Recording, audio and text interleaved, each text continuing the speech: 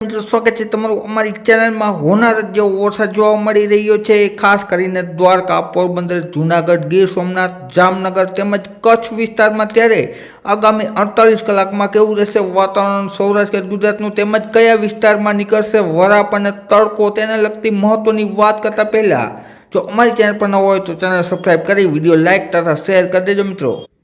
રાત્રિના તાજા હવામાન સમાચાર મુજબ જોઈએ તો ખાસ કરીને 23 તારીખના રોજ દ્વારકાની દરિયાઈ પટ્ટીમાં હજુ પણ વરસાદી ઝાપટા છે એ જોવા મળશે। સાથે સાથે ખંભાતના અખાત વિસ્તારની આજુબાજુ ભાવનગર તેમજ સુરતમાં વરસાદનું જોર રહેશે। સાથે સાથે કચ્છના વિસ્તારોમાં પણ હળવો મધ્યમ વરસાદ જોવા મળશે અને ઉત્તર ગુજરાતના રાજસ્થાન બોર્ડરની આસપાસના વિસ્તારોમાં વરસાદી પ્રવૃત્તિ જોવા મળશે મિત્રો। ત્યારબાદ આગળનું વાત કરશે તો તારીખ 24ના રોજ ખાસ કરીને હજુ પણ સૌરાષ્ટ્રમાં ઘણા વિસ્તારોમાં વરસાદી માહોલ જોવા મળશે, જેમાં જૂનાગઢ, જામનગર, રાજકોટ, સાથે સાથે ભાવનગર, આ ઉપરાંત મોરબી તેમજ સુરેન્દ્રનગરના અમુક વિસ્તારમાં, સાથે સાથે દક્ષિણમાં અમરેલી અને ગીર સોમનાથના વિસ્તારોમાં, સાથે સાથે પોરબંદર અને દ્વારકામાં છે એ હળવો મધ્યમ વરસાદ તારીખ 24ના રોજ પણ ચાલુ રહેશે। આ સિવાય વાત કરીએ તો ખાસ કરીને કચ્છ વિસ્તારમાં પણ વરસાદી ઝાપટાની જમાવટ છે જોવા મળશે। આ ઉપરાંત મોટાભાગના ગુજરાત વિસ્તારમાં જેમ કે ઉત્તર ગુજરાત, મધ્ય ગુજરાત અને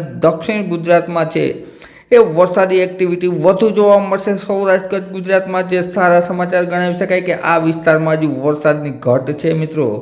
ત્યારબાદ આપણે વાત કરીશું 24 તારીખ સાંજના સમયે, તો સાંજના સમયે પણ ખાસ કરીને 24 તારીખ રાતના પણ સૌરાષ્ટ્રમાં વરસાદી જોર રહેશે, જેમાં ખાસ કરીને મધ્ય સૌરાષ્ટ્રમાં, આ ઉપરાંત અમદાવાદથી પશ્ચિમ અને દક્ષિણમાં, ભાવનગરમાં તેમજ જૂનાગઢ, અમરેલી વિસ્તારમાં, ગીર સોમનાથમાં, સાથે સાથે મોરબી, મહેસાણા વિસ્તારોમાં હળવો મધ્યમ વરસાદ જોવા મળશે મિત્રો। ત્યારબાદ આપણે વાત કરીશું તારીખ 25ની, તો તારીખ 25ના રોજ પણ હજુ પણ હળવો મધ્યમ વરસાદ જોવા મળશે, જેમાં અમુક વિસ્તારમાં ભારે વરસાદ થવાની શક્યતા છે। જૂનાગઢ, ભાવનગર, આ ઉપરાંત અમરેલી, ગીર સોમનાથ, જામનગર અને દ્વારકા, પોરબંદરમાં તો હજુ પણ વરસાદનો માર છે એ શરૂ રહેશે। ત્યારબાદ આગળનું વાત કરીશું તો તારીખ 26ના રોજ છે એ હવામાનમાં થોડો ફેરફાર આવશે, જેમાં ખાસ કરીને કચ્છ તેમજ દરિયાકાંઠાના વિસ્તારો, દ્વારકાથી લઈ અને ઉના વિસ્તાર સુધીમાં છે એ હળવા ભારે ઝાપટા જોવા મળશે। આ સિવાય છે અમુક સમયે છે એ વરાપ જેવો માહોલ પણ જોવા મળશે મિત્રો, તડકો પણ જોવા મળશે તારીખ 26થી। ત્યારબાદ આપણે વાત કરીશું તારીખ 27ના રોજ છે